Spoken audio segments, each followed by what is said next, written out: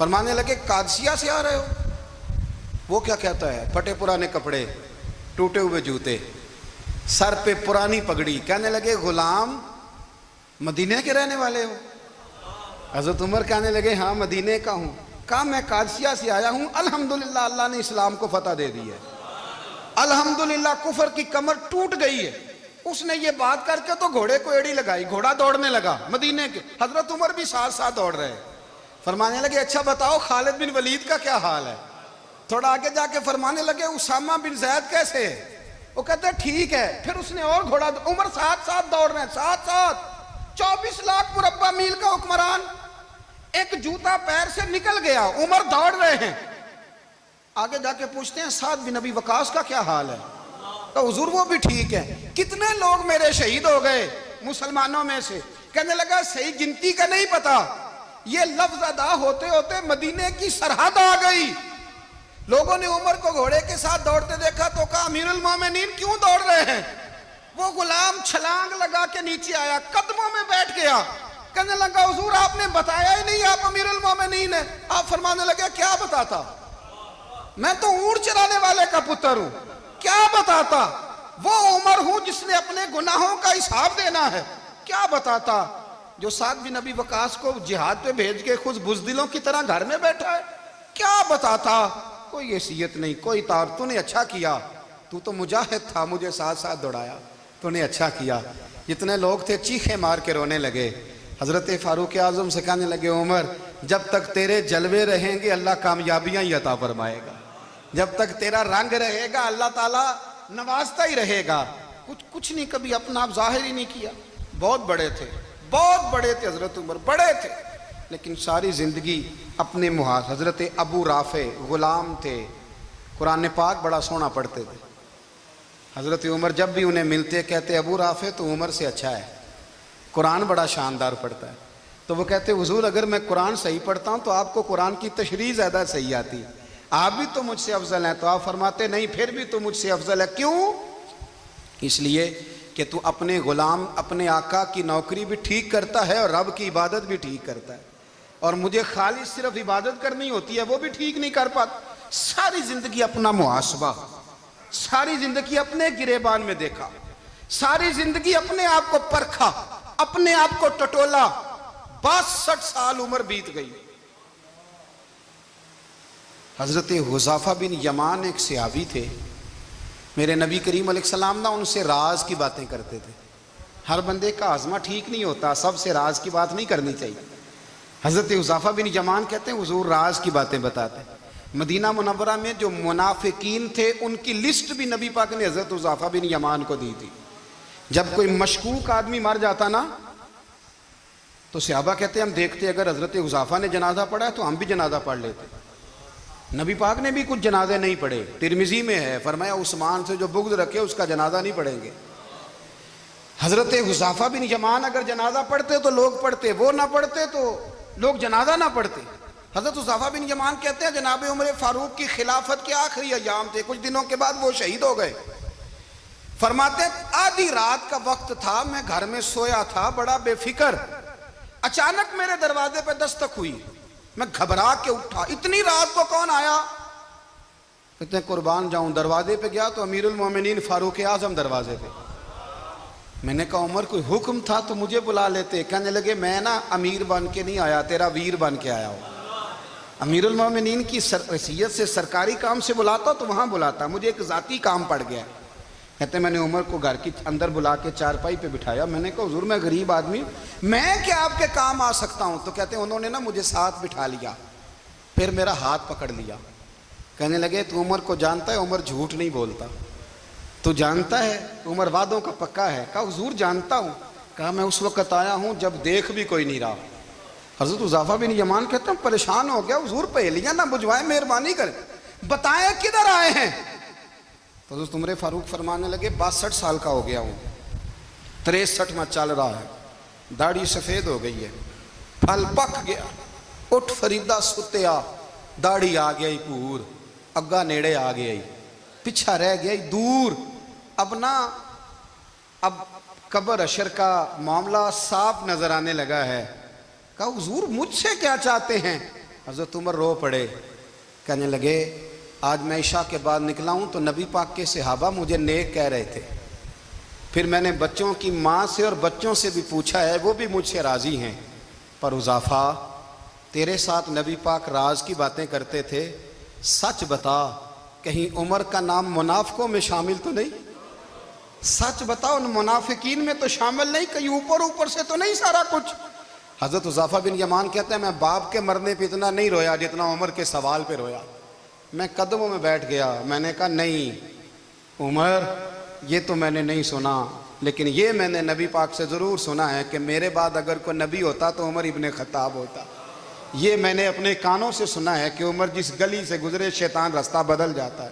یہ میں نے اپنے کانوں سے سنا ہے کہ 950 سال حضرت جبریل جناب عمر کی شان بیان کریں تو پھر بھی بیان نہیں ہو سکتا، یہ میں نے ضرور سنا۔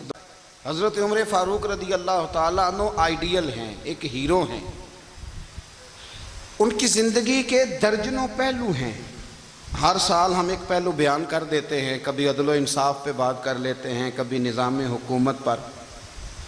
ان کی زندگی کا ایک پہلو آج بھی ہماری گفتگو کا عنوان رہے گا، پر حضرت عمر کا مرتبہ اور مقام یہ ہے کہ نبی کریم علیہ السلام نے فرمایا کہ جبریل امین 950 سال میرے عمر کی شان بیان کریں تو عمر کی شان ختم نہیں ہوتی۔ 950 سال اگر حضرت جبریل بھی بیان کریں تو یہ مقام ہے سیدنا فاروق اعظم کا۔ اللہ تبارک و تعالیٰ نے جس طرح سارے نبیوں میں شان حضور کو عطا فرمائی، اسی طرح تمام نبیوں کے حواریوں میں سب سے زیادہ شان حضور کے غلاموں کو عطا فرمائی۔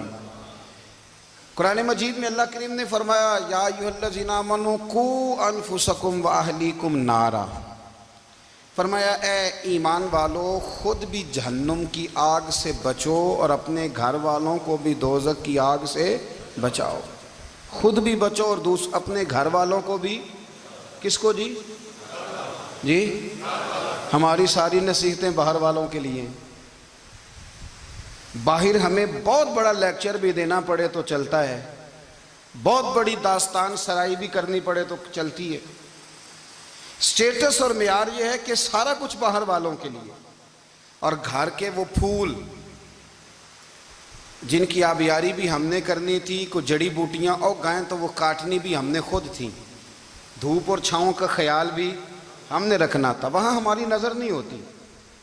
پڑوسی کے بچے کیا کر رہے ہیں یہ سارا پتہ ہوتا ہے، اور میرے گھر میں کیا گل کھل رہے ہیں اس کی مجھے خبر نہیں ہوتی۔ حضرت عمر فاروق نے جب یہ آیت نازل ہوئی تو فوراً عرض کیا یا رسول اللہ صلی اللہ علیہ وسلم اس کا کیا مطلب ہے کہ خود بھی دوزخ کی آگ سے بچو اور اپنے گھر والوں کو بھی بچاؤ؟ تو نبی کریم علیہ السلام نے فرمایا عمر اس کا مطلب یہ ہے کہ جن چیزوں کا اللہ رسول تمہیں حکم دیتے ہیں تم اپنے گھر والوں کو ان چیزوں کا حکم دو، اور جن چیزوں سے اللہ رسول تمہیں منع کرتے ہیں تم اپنے گھر والوں کو بھی ان چیزوں سے منع کرو۔ حضرت عمر فاروق کی زندگی میں جو چیز آپ کو بہت زیادہ ملے گی نا وہ یہ ہے کہ آپ نے جتنا کڑا احتساب محاسبہ باہر والوں کا کیا ہے نا، اس سے زیادہ بڑھ کے اپنا اور اپنے گھر والوں کا کیا ہے۔ یہ بڑا عجیب معاملہ ہے کہ ہم جتنے لوگ ہیں ہمارا معیار یہ ہے کہ سامنے والا غلط ہے اور میں ہوتا۔ حضرت عمر فاروق رضی اللہ تعالیٰ عنہ نا باہر والوں کا بھی بڑا سخت حساب کرتے تھے۔ بڑا ایک گورنر صاحب نے لباس بڑا شاندار پہننا شروع کر دیا تھا تو حضرت عمر نے اتروا کے نا تو انہیں ٹاٹ کا لباس پہنا کے تو اونٹ چرانے کی ڈیوٹی دے دی تھی۔ اتنا سخت احتساب کرتے تھے۔ کسائی کی دکان پر بھی 1-2 گھنٹے کھڑے ہوتے تھے۔ جو آدمی مسلسل 2 دن گوشت خریدتا تھا نا فرماتے تھے اس کا ٹیکس بڑھا دو، لوگوں کو دال نہیں مل رہی اور یہ روز گوشت کھاتا ہے۔ حضرت فاروق اعظم اس کو جزیہ کہا جاتا تھا یا کچھ اور معاملات ہوتے تھے بڑھا دیتے تھے۔ مسلسل جو 2 دن آدمی گوشت کھاتا تھا فرماتے تھے مدینے میں غربت ہے، اگر یہ والا نظام تم کرو گے تو غریب لوگ کس کی طرف دیکھیں گے۔ لیکن اس سے زیادہ بڑھ کر جو ان کی زندگی کا معیار اور سٹیٹس تھا وہ یہ تھا کہ اپنے گھر کا خاص خیال رکھتے، خاص توجہ کرتے۔ ملک شام سے اور ایران سے کچھ لوگ آپ کی خدمت میں آئے تو وہاں سے کچھ کنیزیں بھی آئیں، ان کے بادشاہ پیغام لے کے۔ شاہ ایران کی کنیز کو ملکہ نے کہا کہ نا حضرت عمر کی زوجہ کو دیکھ کے آنا ذرا کس طرح کی ہے. ہمارے ملک میں کیا کہتے ہیں؟ خاتون اول. جی خاتون، باقی سارے دوؤں میں خاتون اول. ذرا خاتون اول کو دیکھ کے آنا. تو وہ جب آئی نا گھر میں ملنے تو کہا کہ مجھے میری ملکہ نے کہا تھا کہ عمر کی زوجہ سے اہلیہ سے ملاقات کر کے آنا. تو حضرت عمر کی اہلیہ نے نا ایک جوڑا کپڑوں کا دے دیا ملکہ کے لیے اور ایک خوشبو کی شیشی دے دی. اب جب وہ تحفے وہاں گئے تو اس ملکہ نے نا کچھ سونے کا سامان بھیجا، کچھ زیورات بھیجے، کچھ تحائف بھیجے. جب حضرت عمر کے گھر آئے نا وہ خادم لے کے آیا. اس نے کہا جی آپ کی اہلیہ نے تحفے بھیجے تھے. تو جواب میں شاہ ایران کی بیوی نے، یہاں جس ملک کا وہ سفیر تھا، انہوں نے بھی یہ بھیجے. تو حضرت عمر فاروق نا وہ تحفے لے کے گھر گئے تو جا کے کہنے لگے اپنی اہلیہ سے، یہ تو کب سے تحفے تحائف بھیجنے لگ گئی ہے؟ یہ کب سے نظام شروع ہو گیا؟ تو کہ حضور تحفہ دینا لینا تو ٹھیک ہے، سنت ہے، محبت بڑھتی ہے، تو یہ کوئی قباحت نہیں، اور میں نے اپنی ذاتی استعمال کے لیے جو چیزیں رکھی تھی وہ میں نے دی ہیں. تو حضرت عمر فاروق رضی اللہ تعالیٰ عنہ فرمانے لگے ہم نے کسی ملک کے ساتھ اور اس کے بادشاہ کے ساتھ ذاتی تعلق نہیں بنانا. تعلق جو بھی بنے گا رسول اللہ کے دین کی برکت سے بنے گا. ذاتی رشتے نہیں ہم نے قائم کرنے. ذاتی آپ کے ملک کی جو ایئر لائن جس کا ہر سال خسارے کا ڈنڈورا پیٹا جاتا ہے نا، وہ ہمارے بادشاہ صاحب اور صدر صاحب اگر غیر ملکیوں کو گھوڑا کبھی بھیجنا ہو نا، گھوڑا، تو پورا ایک جہاز گھوڑا لے کے تحفے میں جاتا ہے. پورا جہاز غریب قوم کا یہ سرمایہ، اور قوم بڑی بادشاہ ہے، لائنوں میں لگ کے ووٹ دیتی ہے. دو کام ہمیشہ لائن میں لگ کے کرنے، ایک بل لائن میں لگ کے جمع کرانا ہے اور ایک ووٹ لائن میں لگ کے، تاکہ پھر پورے 5 سال لائن میں ہی لگے رہیں. مرضی سے آپ ووٹ دینا، پر جو بات درست ہے اس کو سنو. حضرت عمر فاروق رضی اللہ تعالیٰ عنہ نے اپنی اہلیہ سے پوچھا کتنے کا تھا وہ تیرا جوڑا اور خوشبو کی شیشی؟ انہوں نے کہا 3 دینار کی. فرمایا یہ 3 دینار تیرے، اور باقی جو تحفے آئے ہیں وہ تو خود کہہ، چونکہ اس نے تیرے نام بھیجے ہیں، تو کہہ کہ میں مال غنیمت میں دیتی ہوں، تو کہہ میں مسلمانوں کو کہہ. تو زوجہ ہنس پڑی، کہنے لگی میں نہ بھی کہوں تو مجھے کہنا تو پڑے گا ہی، کہنا تو میں نے ہے ہی، جو کہ سامنے عمر فاروق ہیں، لہذا فرمایا کہہ دیتی ہوں میں نے دیا خزانے کو. حضرت عمر نے جمع کرا لیا. میں یہ کیا بات ہوئی؟ میرے گھر والے جو مرضی کریں، ان کا معیار زندگی جس طرح کا مرضی ہو. اور حضرت عمر ایک جملہ کہا کرتے تھے، اللہ کرے کہ یہ باتیں اس دور حاضر میں ہماری سمجھ میں آئیں. حضرت عمر فاروق رضی اللہ تعالیٰ عنہ اپنے بچوں کو فرمایا کرتے تھے کہ بہت آدمی کو بھوک لگی ہو نا، اور پھر اس کی پسند کا کھانا پکا ہو، جتنے شوق سے وہ اس کھانے کو دیکھتا ہے نا، فرمایا اس طرح پوری قوم اپنے بادشاہوں کے خاندان کو دیکھتی ہے، اس تیزی کے ساتھ دیکھتے ہیں کہ ان کے گھر میں کیا ہو رہا ہے.